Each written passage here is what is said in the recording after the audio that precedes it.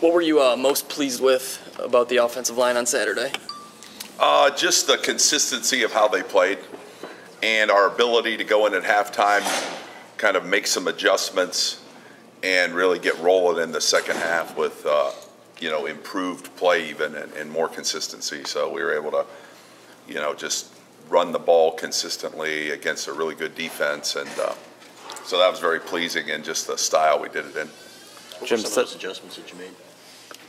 The adjustments are just what are they doing and what are the best plays in our library of plays we have ready for the game to run against them. So it's really, this is what they're doing, this is our library of plays, which ones are going to work best against them, and then use those. So not really changing anything, just saying we're going to go with these assortment, because you carry a library of plays into every game, and the defense dictates which ones you use, or how they're playing the defense. How many of those plays do you maybe hold back just to see what the other team is doing early on? In games like that, you don't hold anything back. I mean, you decide what you want to start the game with, and you say this is what we think they will be, and then once the game starts, once the opening kickoff starts, everything's about adjustment.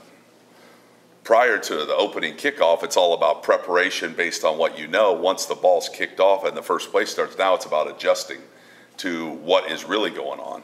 And so you make those adjustments throughout the course of the game, but I think,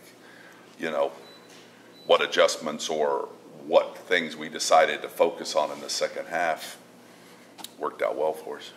From the night at Notre Dame to last Saturday night, what jumps out at you about this line that has really gotten a lot better?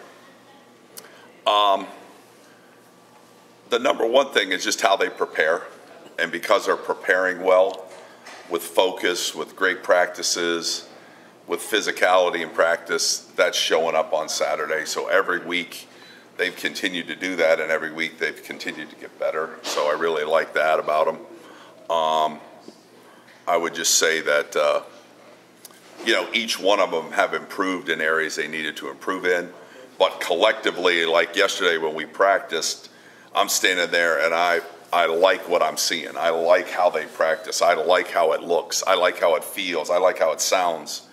And when that happens, then I know good things are headed in our direction. So we're starting to do things like that. So just that consistency of the level we want them to play at. They're doing it during the week, so then in the games are easier because they're practicing like they're preparing, What's been the main reason for, these guys seem to be a good zone line at this point. Maybe last year they weren't as much. What's been the change or what's helped them in that area? The focus of what we do more of in practice. Mm-hmm. Just hammering those concepts more then? Yeah, I mean, I'm a zone guy. Right, yeah. I grew up in zone concepts. Zone concepts block all defenses. I mean, you get multiple looks from people. So zones are really good against all different looks and all different blitzes. So you have to have a certain assortment of those in your pocket. Do you think any type of lineman, like big linemen, fleet of foot linemen? I like athletic, tough linemen. Yeah. Okay. Mm-hmm. Athletic guys that are tough, that play really hard and have a certain football IQ to them that they can progress along and you can do some schematic things with them. Mm-hmm. Conversely, Michigan State has a tough run defense. What is the challenge that they bring? Oh, they have a very solid run defense. They have a very good defense staff, very good defensive coaches. They're well coached. They understand their defense very well. They understand the adjustments they need to make in that defense. If you're attacking them like this, they have answers that they get to quickly, and they have it steered away from that defense, so they have banked reps, cumulative knowledge of it.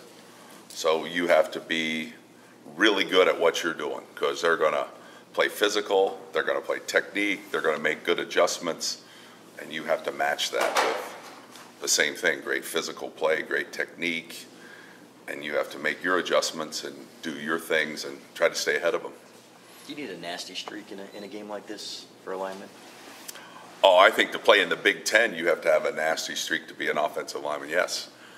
But in rivalry games, it's just about the will to win and competing every snap and finishing and because these games come down to the fourth quarter, and they come down to a play here, a play there, a stop here, a third down conversion, a whatever, a goal line stand. I mean, and a lot of that is about how you're trained, and are you mentally and physically physical and tough enough to fight your way through those situations and win them. Because it's going to come down to players are going to win this game.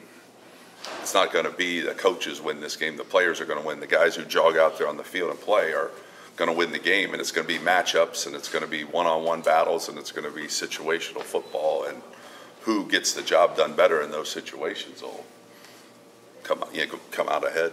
But yeah, I mean, you better be strapped up to win the Paul Bunyan, yeah.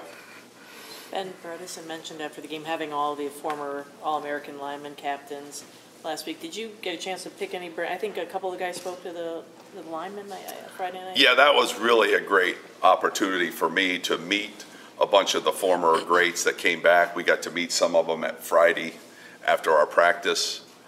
Then, of course, I saw them on the sideline before the game. Some of them got to go out there, for the coin toss. And it was very emotional to them. They were very excited to be here. They were very, they just love Michigan. And they're tough guys who gave their hearts and soul for the program, won a lot of football games. And they were just back here to support us and support the offensive lines especially. And our guys didn't want to let them down. So Ben also mentioned his pride in the low number of penalties that the offensive line has had this year. How do you emphasize that and enforce that when mistakes are made in practice? I mean, how do you seal we that address every snap. There's no snap that you don't get coached. There's no snap that if you do something you're not supposed to do, it isn't addressed. There's no, we'll just overlook that. He's a good kid. Oh, he didn't mean it. No, there's nothing. Every snap is coached. Every snap is addressed. They know that if they do something that they shouldn't do in practice, there will be a consequence, because they need to know that, because in a game there's a consequence. It cost our team 5 yards. It cost our team 10 yards. It cost our team 15 yards.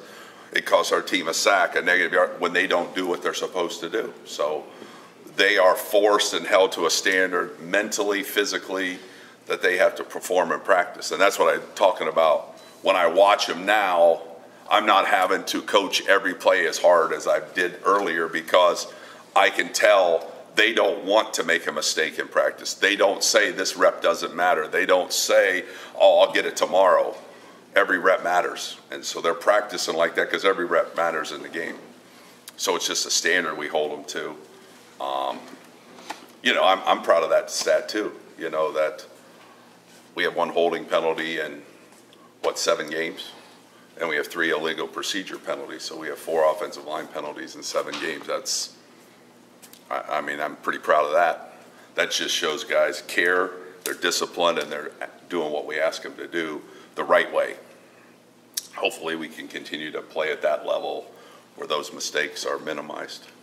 You've known Mark Dantonio a long time, coached against him many times. What's the common thread of why his teams are always the way that they are in games like this especially? Well, he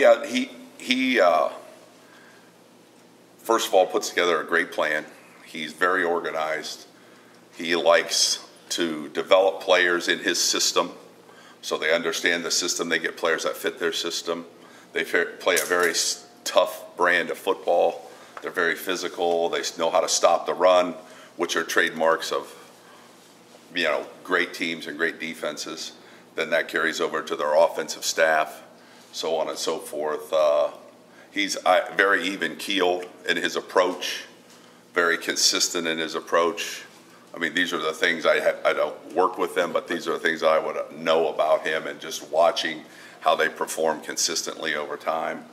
So, he's a great leader. He's likable. I think his players love him, and they play hard for him, and you can see that.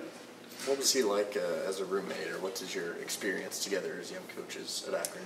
Well, that was a long time ago, and so we were just 2 guys who loved coaching football, loved the opportunity. We were learning, we were working together. So we enjoyed that time together, and we hit it off and had a great relationship, and that's carried through. Obviously, our paths have gone different directions So we don't get to spend as much time together, but when we are together, it's like we haven't been apart. And then obviously now that I work here, that's going to change a little bit. But as far as, is he a good man? He's a good man, and you respect him, and you respect what he's done. And great family guy, got a great family. So when you made the choice to go to Michigan State back then, how big of a turning point was that for you in your life and career?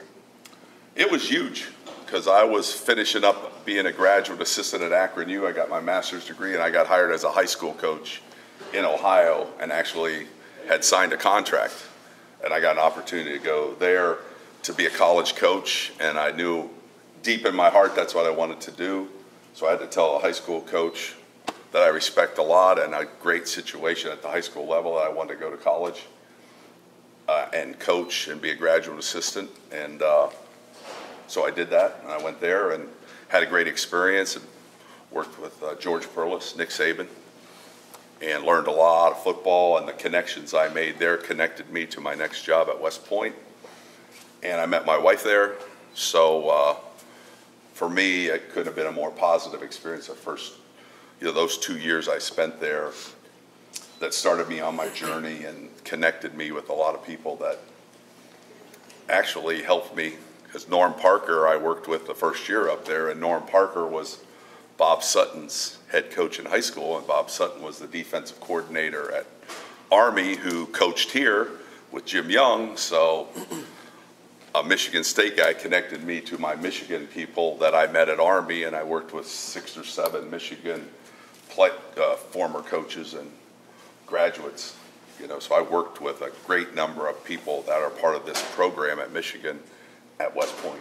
So, but I was connected to them through a Michigan State coach that I GA'd with at Michigan State, Norm Parker, who's since deceased, but was a great person, great coach. So it's funny how coaching goes. That's why it's all intertwined. They've Obviously said, been at Notre Dame and Michigan State. We get Ohio State later this year. How different is it being on this side of the rivalry here at Michigan compared to being on the other side? And they're all the same because they're very important to the players on this team, to the alumni, to the former players. I mean, they're all important. They're important to us. We get the significance of them. It's a privilege to be a part of programs that have these kind of rivalries. You turn it up a notch. That's why you do this. These are the great opportunities, the fun games, the memories you have of playing in these games, coaching in these games. For me, stay with you a lifetime. So I can remember this game as a GA 30-some years ago, coaching up there as a GA, and coming down here and playing in this game and playing up there. And I can remember the same against Notre Dame. And then all of a sudden, it's funny, you reflect back like, man, 30-some years ago I was coaching this game, but now I'm on the other side. But you never know how life's going to take you in your journey. You just do the best you can and keep moving. with the crowd noise. One more for Coach Warner. With the crowd noise, they've said in the past they were able to time snap counts and really had some success with the A-gap blitzes. How do you counter that when you have to go silent? Yeah, we have to keep them off balance, so we have to have some different tools in our snap count arsenal. I mean, we just have to be smart with that.